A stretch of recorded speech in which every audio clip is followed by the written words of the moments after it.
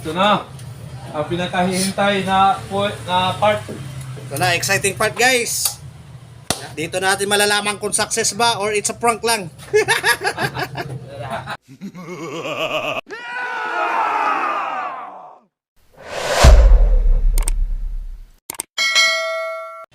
Yo, what's up, what's up? So, for today's video, meron tayong Montero Sport dito na nakapark sa garage namin ngayon. Yan. So, ang problema nito guys is yung rodo at saka langis na nagmix. Yun nga yung tatrabahoin ng ating mekaniko na si Jomar. Jomar Dicap Ganot. Isa sa mga highly potential na magaling mekaniko dito sa shop. All.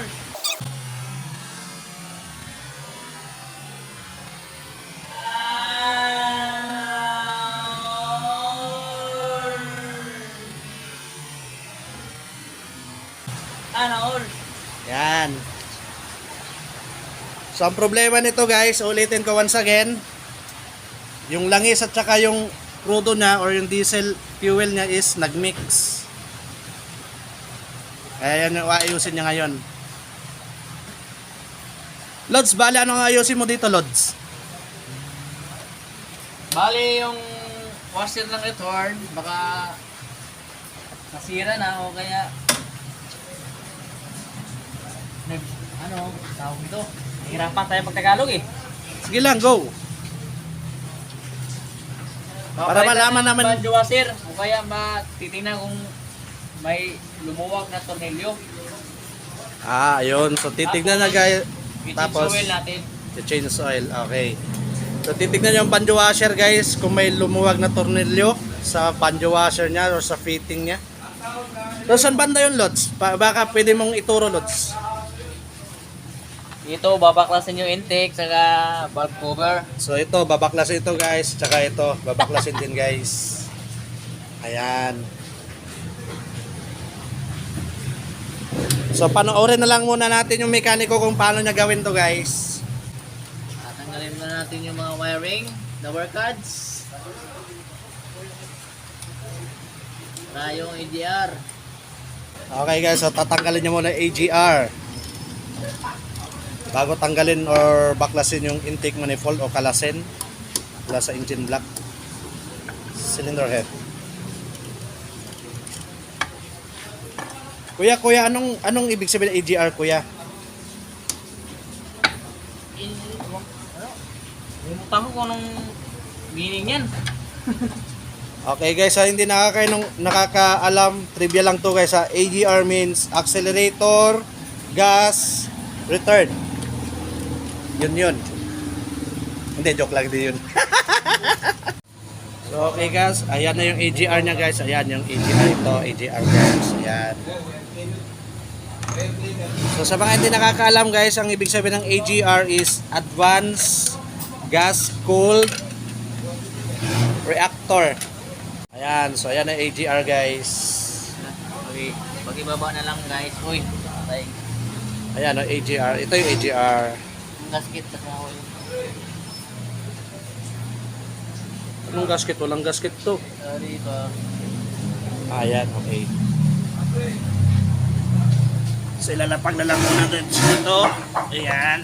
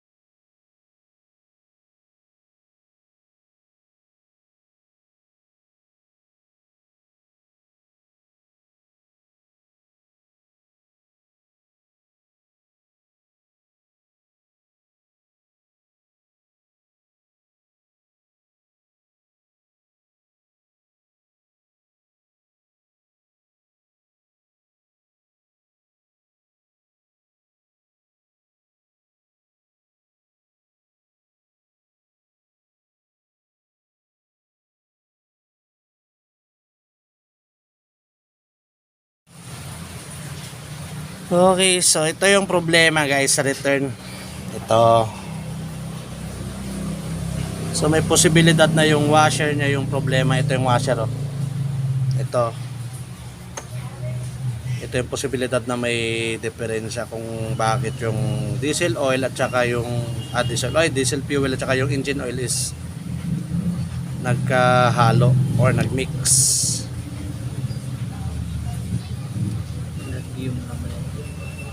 So ito lang siya. Ayan, so may posibilidad guys na sira na yung washer. Ayan, ito. Medyo malalim na, may tama na guys. Ayan. So pwede na tong palitan or bilan ng bagong washer. Palitan. Kasi base kasi sa pagkakakuan kanina is okay naman yung mga banjo bolt niya, hindi naman maluwag. Ina-sense lang talaga kasi na may siguro may tama na siguro talaga to. Ayan, oh, malalim na, ayan, oh. Diba, kita naman sa video guys. So ito na lang yung papalitan para masolusyonan yung problema niya na yung diesel fuel at saka yung engine oil is nagmix.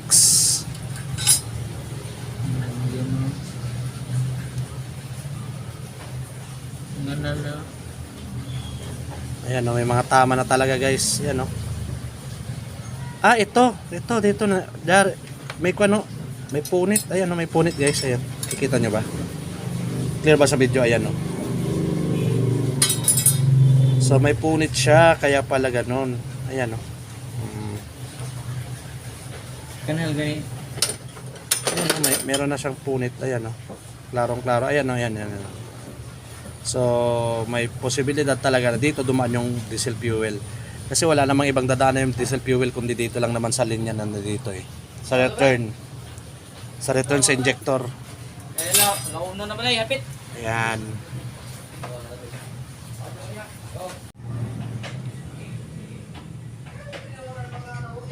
Okay guys, since natanggal na yung return ng ng Montero Sport. Ayan, makikita nyo wala na yung return, natanggal na. Papakita ko sa inyo yung return niya guys.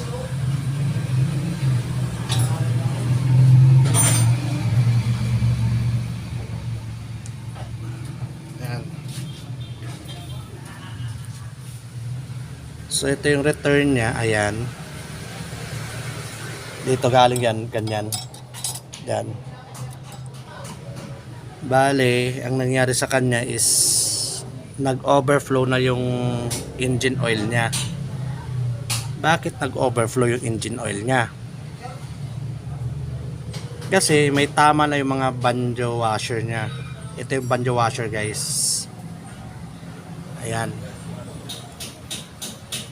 Ito yung banjo washer. Kung nakikita nyo may tama na yan. Ayan, may tama na siya guys. Ayan. So dito nakalagay yan guys, dito. Tapos meron rin itong banjo bolt. Ito yung banjo bolt niya guys. Ayan, nakatouch siya dyan, ganyan. Ngayon, bakit nag-overflow yung engine oil niya? Gawa ng yung banjo washer kasi ito may tagas na. So kasi ito, return ito ng diesel fuel kasi guys. So habang tumatagas yung kwan dito, somewhere dito na area o sa ilalim ba na area, kasi may tama na yung banjo washer, eh. Now, pag may tama na yung banjo washer, kahit anong higpit ang gawin mo rito, wala na yan. Tatagas at tatagas talaga yan. Kaya nangyari yung return sana niya, yung excess na diesel fuel sa injector, dadaan dito. Ayan, dadaan dito. Ibabalik niya ngayon yan sa makina. So, ang nangyari sa kanya guys, bale, yung instead na i-return niya na excess na diesel fuel sa makina, tumatagas sa dito. Kaya nangyari, nahuhulog ngayon dito sa cylinder head. Na yun rin yung humahalo sa engine oil. Kaya sinasabi nila yung yung engine diesel fuel at saka engine oil niya is nagmix na, gawa ng sira na yung banjo washer niya. Ayan. So ipapakita ko sa inyo guys kung ano yung itsura niya para malaman nyo kung ano itsura ng ng nag-overflow na engine oil.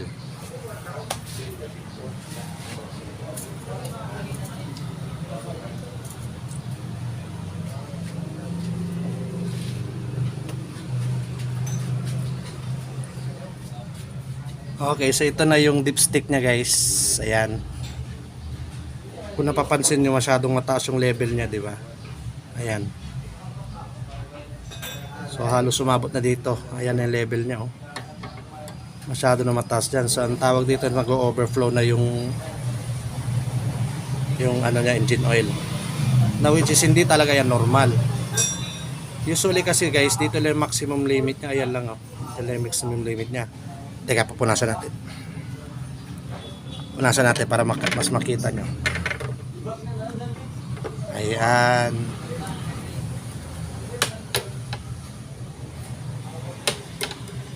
Okay. So, usually guys, ang level talaga engine oil is dito lang. It so happens sa kanya, nasira yung banjo washer niya, which is yung pinakita ko kanina ito. Ito yung banjo washer is nasira. Ang nangyari, nag-overflow na siya kasi umalo na yung diesel fuel sa engine oil, kaya umabot hanggang dito yung level niya kanina, which is very very bad na yon. Ngayon pag papaandarin mo naman siya, aandar pa rin siya pero magwa-wild na yung makina. Pag nag-wild na kasi yan guys, mahirap mo na yung patayin yan. Buti na lang nangyari dito is napatay niya pa before mag-wild. Kaya pinunta na agad dito sa shop. At saka parang ano yung piston nito, tawag dito na overload na yung piston niya. Yung sa combustion chamber, ayun, na overload na. So yun ito lang yung sira niya guys. So hopefully hindi na damage yung makina. Walang damage yung makina niya like yung sa crankshaft, camshaft bearing, rod bearing or sa conrod bearing. Ayan, yan yung mga madadamage dyan kasi dapat lubricating oil lang talaga yan. Paano yan? Nalagyan na siya ng diesel fuel, baka magasgas, something like that. So mangyayari dyan, pag nangyari yung ganun, general overhaul na talaga siya. Yun yung worst scenario niya. Ayan guys, may tumaga sa tubig galing sa crankcase yan. So, tubig. Ha? Daming tubig guys. Galing sa crankcase yan. So hindi pa lumalabas yung talagang pan niya. Sa kilala nila ako. Ano? Tubig ho, ya pa ko wag ba yan kumukuan. Tama? Oh, tubig daw. Pas ang daan pala. Dili ay. Yan, malagit ito na ito sa pagpulikat kita rin. Ito na, karon pa. Ayan. Tsaka palumabas yung kanyang Sharon Kunita na. engine oil. Tubig at langit, sir. So, Sharon Kunita. tubig at lagi, Sharon Cuneta. Ayan. So, unang lumabas yung tubig guys, bago yung Tubig, langis. Ay na ginawa mo sa akin. Okay guys, so nakita natin kanina na may halong tubig na rin yung crankcase niya. So, inaalam pa kung saan galing yung tubig. So, bali tatlong klase yung nanggagaling sa kanya guys. Dalawang klase yung humalo sa langis niya.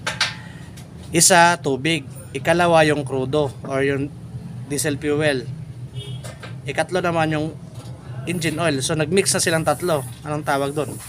And ngayon, susubukan natin or susubukan ni Kuya Jomar na ikutin yung makina ng Montero Sport.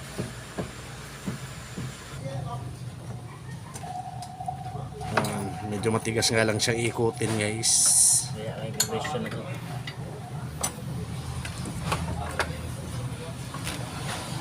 Pagka ganyan guys, pag may medyo mahirap ikutin, meaning nagko-compress pa yan, may compression pa. Ayan o.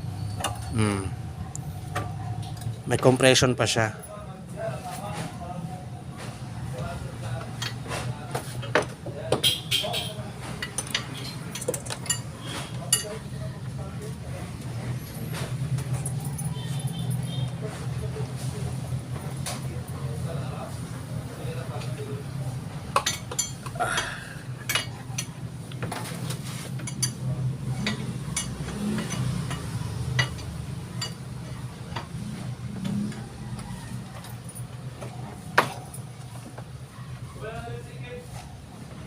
Vlog mo dyan. Tagalog, balaki. Okay guys, since walang nabiling original niya na washer like this, ito. Teka, flashlight muna natin.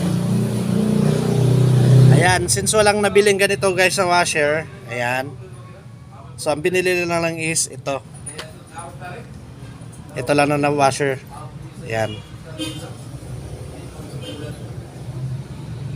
So individual washer na lang siya.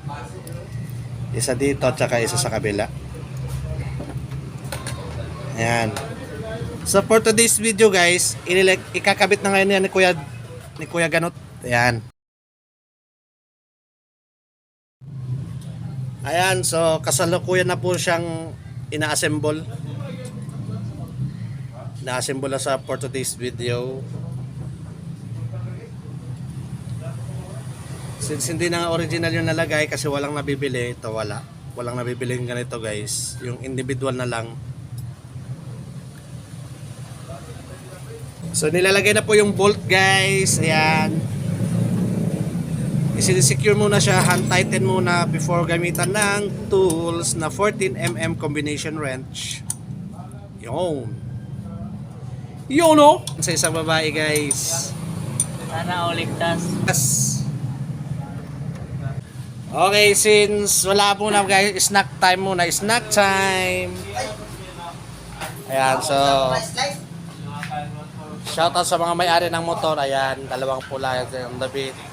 At saka ito guys, TRD yung motor na yan. TRD. Ayan, TRD yung motor na yan, TRD.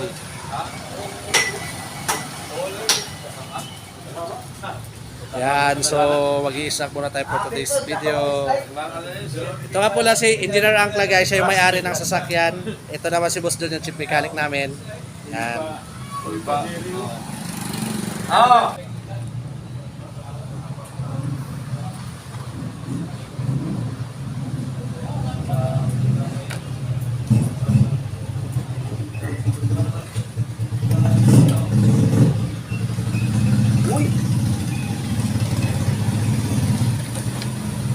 Ay, kanaag. Ako na sa papo. Diyan, panihapon. Tagana po ka chicken fry. Special yung do. Do. Panihapon ka do.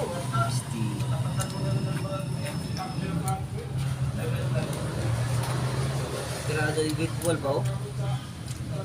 Okay kayo baba sir. Ang problema na masiplat mo ka daw. Oh. Kani ko ni bahala na matakak. Kira di tagak diri. Nagjawa pa yung news. Pero bola. Nah, patay. So ana pag mamit, burong sila ba? Uy, tabunan yun na mo nag trapo. Buong kago na sab. Trapo. Okay guys, once again guys, dito lumusot yung existence ng yung fuel residue, I mean yung sobrang binibigay na diesel fuel sa injector dito dumadaan guys. Saan tawag dito si turn.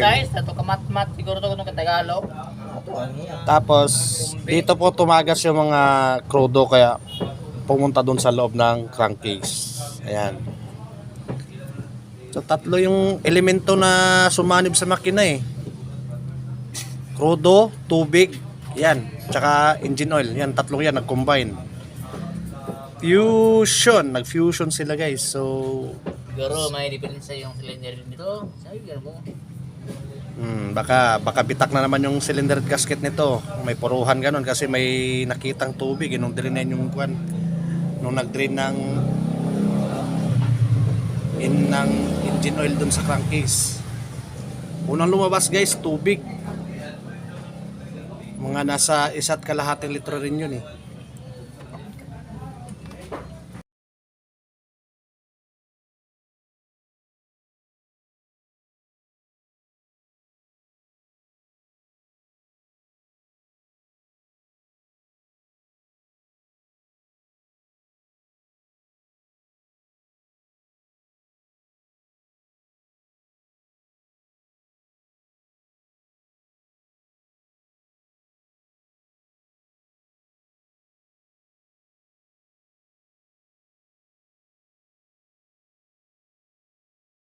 Ayan, so nilalagay na yung last na fuel lines sa injector. Ayan.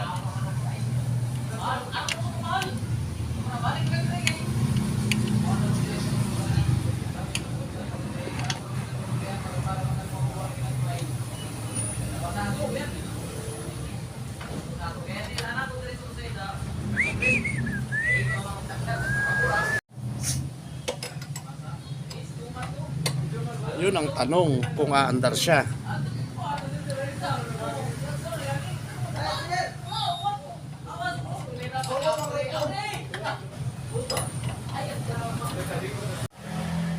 Okay guys, ito yung ilalagay natin sa kanya for today's video. Ayan. Petron Rev X. Murahin lang. Medyo mumurahin lang muna for today's video guys. Ito, may nakalagay. Pag bibili kayo ng mga engine oil, make sure meron ito guys. Ayan. Ito. Pinaka-importante ito. Tsaka ito. API means American Petroleum Institute. Itong SAE naman, ibig sabihin yan, Society of Automotive Engineers. Yung 40, nag-indicate yan ng viscosity niya. Yung viscosity ng oil. Ah, di ba?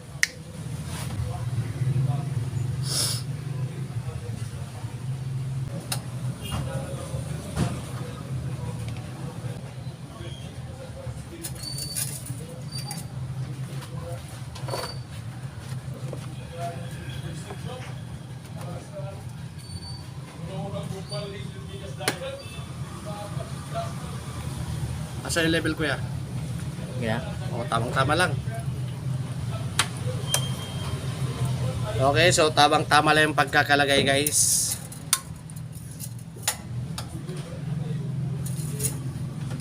Nasa maximum level na.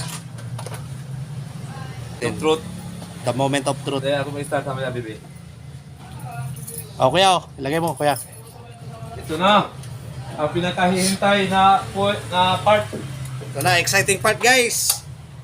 Dito natin malalaman kung success ba or it's a prank lang.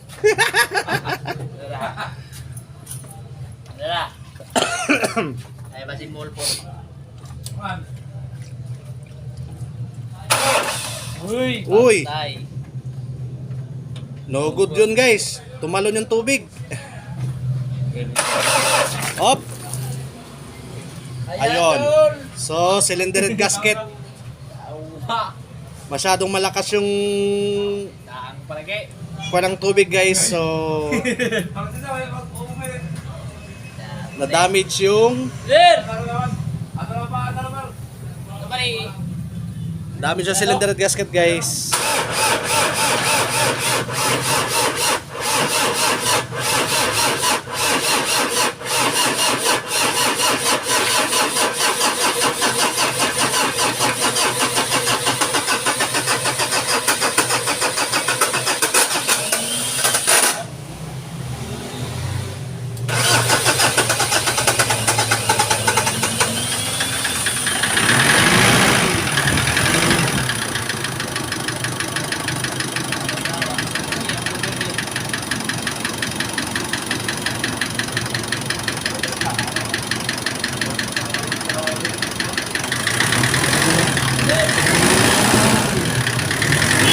Ay, musop-sop.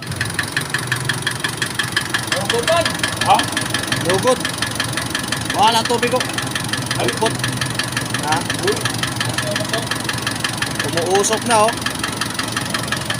So, blubay na, blubay.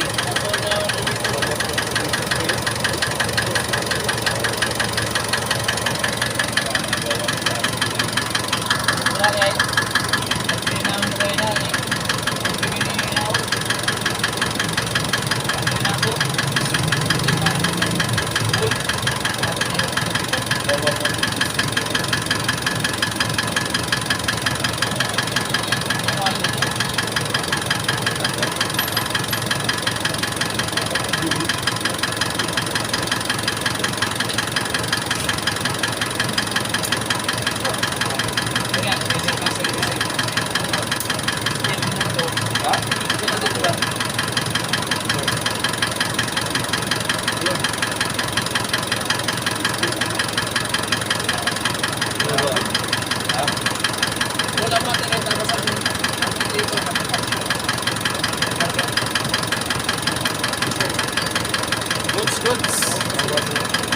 Kunti lang boots guys yung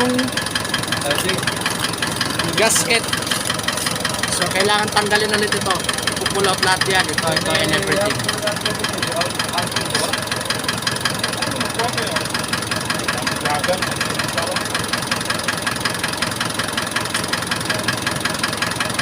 Kita nyo gumagalo na tubig guys. So faulty yan sa makina.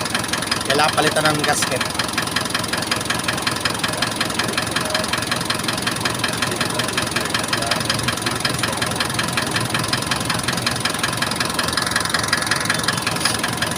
Okay, that's all for today's video guys. See you round 2!